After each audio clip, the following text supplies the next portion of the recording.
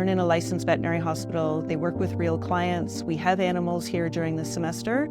So the students have the opportunity to work in a supportive curriculum with veterinarians and RVTs and work on basic foundational skills like communication. I really love how hands-on it is with the animals. I like that we have so much time dedicated to our lecture and our theory portion, and then we have a lot of hands-on with our lab portions as well. At the end of the semester we work on socializing, and then eventually all the animals are up for adoption, so they can be adopted by students or members of the public as well.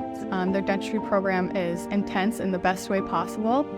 It's really in-depth. They have their own vet clinic on the campus, which a lot of other places don't.